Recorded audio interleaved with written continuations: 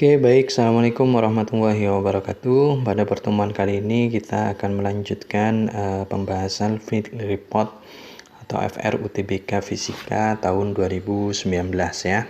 Kita mulai saja dari soal yang pertama di sini. Sifat-sifat cahaya antara lain 1, 2, 3. Pernyataan yang benar sifat cahaya adalah titik-titik ya.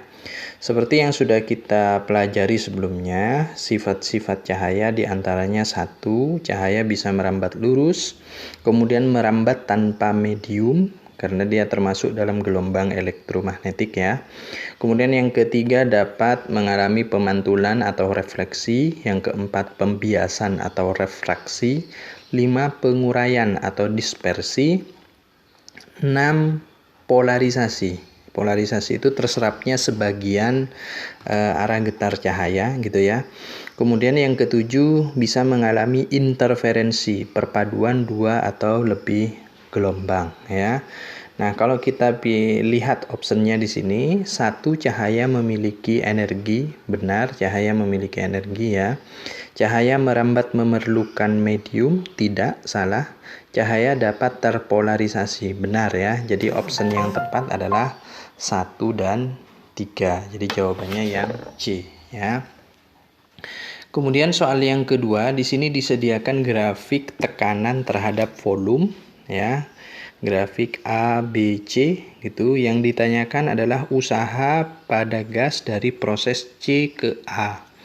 Kalau dilihat dari grafiknya, C ke A ini adalah proses isobarik karena tekanannya tetap ya. B ke C adalah isovolume atau isohorik karena volumenya tetap.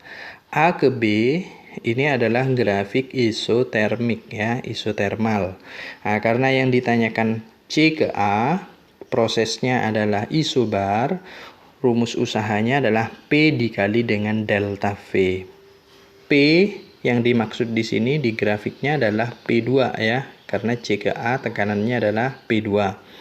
Kemudian volumenya V akhir dikurangi V awal, berarti V1 dikurangi dengan V2.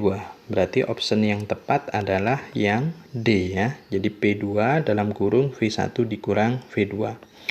Sekaligus kita akan belajar usaha pada proses B ke C. Kalau kita lihat grafiknya dia termasuk dalam isohorik. Maka kalau isohorik usahanya bernilai 0. Usaha dari B ke A ini termasuk isotermik. Persamaannya adalah nRT ln V2 per V1 atau V akhir dibagi V awal. Nah, kalau dilihat di grafiknya di sini kan V akhirnya adalah B ya, karena VAB.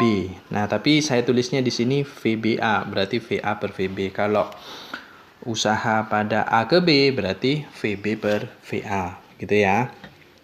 Oke. Terus soal nomor 3. Perhatikan gambar. Sebuah bola, massa jenisnya ρ dan massanya m dicelupkan ke dalam air dengan volume bola tercelup setengahnya. Nah, jadi pada saat tercelup setengahnya tentunya ada air yang naik gitu ya.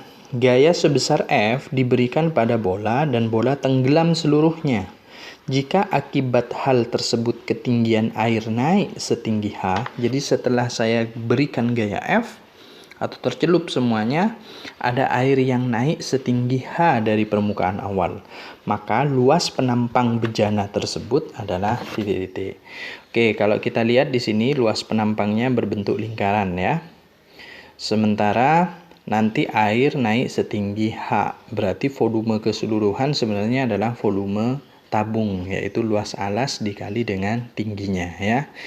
Oke, ingat konsep gaya Archimedes ya, atau hukum Archimedes. Kita gambarkan dulu kondisinya sebelum diberikan gaya, kira-kira seperti ini.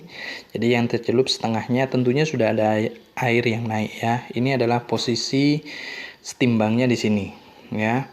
Kemudian setelah diberikan gaya F ya, ditekan dengan gaya F, maka seluruh bola tercelup semuanya dan ada air yang naik setinggi H ya. Kalau kita ingat konsep hukum Archimedes itu, volume air yang naik itu sama dengan volume benda yang tercelup. Kan yang tersisa untuk tercelup adalah setengahnya. Berarti saya tulis setengah dari volume benda yang tercelup.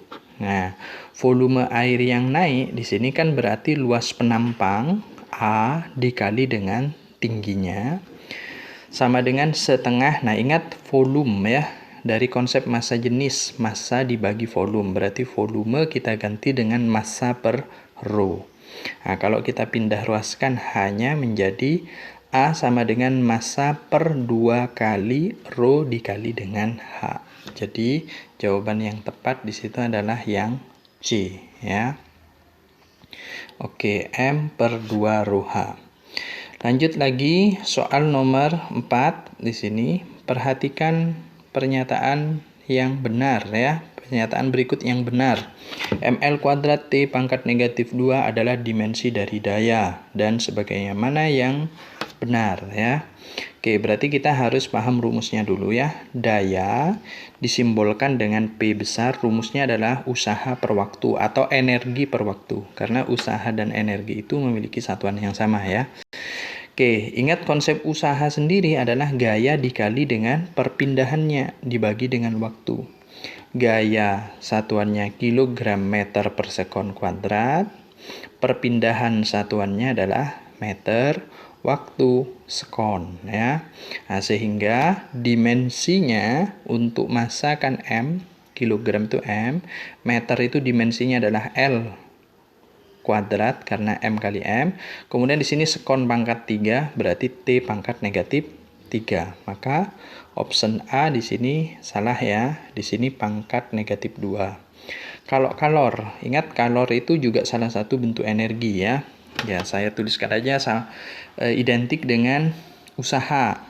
Rumusnya F kali S, gaya satuannya kilogram meter per sekon kuadrat, perpindahannya meter, berarti dimensinya adalah ml kuadrat T pangkat negatif 2. Kita cek di sini ml kuadrat T pangkat negatif 2. Ya sudah, berarti jawabannya yang B ya.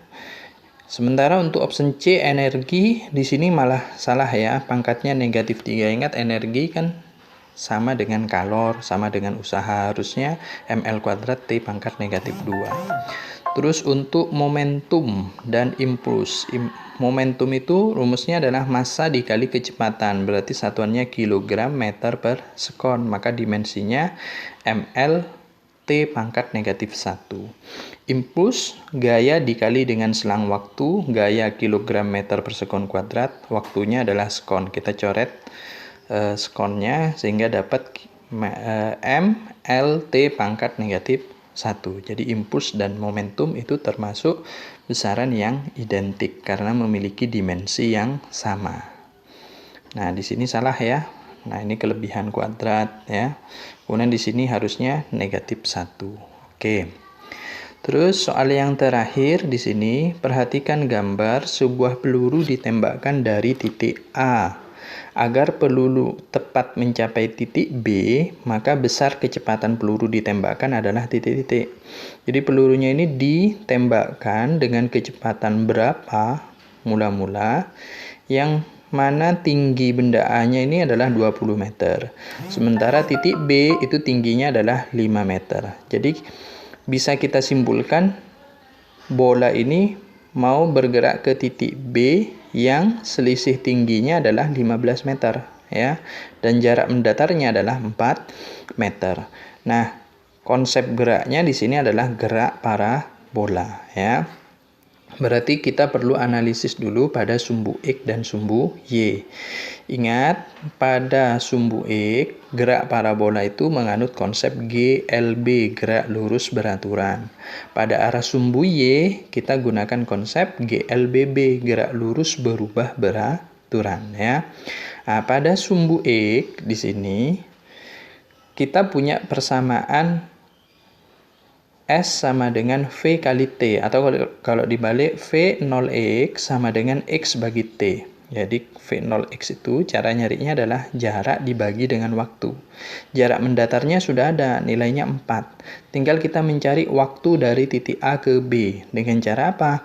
Menggunakan konsep GLBB.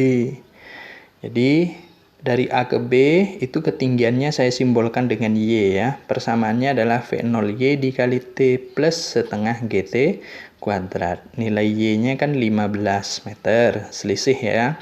V0Y di sini bernilai 0, dianggap gerak jatuh bebas ya. V0Y-nya 0. Tambah setengah gravitasinya 10 dikali T kuadrat. Dari sini kita dapatkan T sama dengan akar 3 detik. Nah, lalu kita substitusikan ke persamaan ini 4 per akar 3, lalu kita rasionalkan sehingga dapat 4 per 3 akar 3 meter per sekon. Jadi jawabannya yang A ya. Oke, demikianlah materi FR soal UTBK 2019. Saya akhiri. Assalamualaikum warahmatullahi wabarakatuh.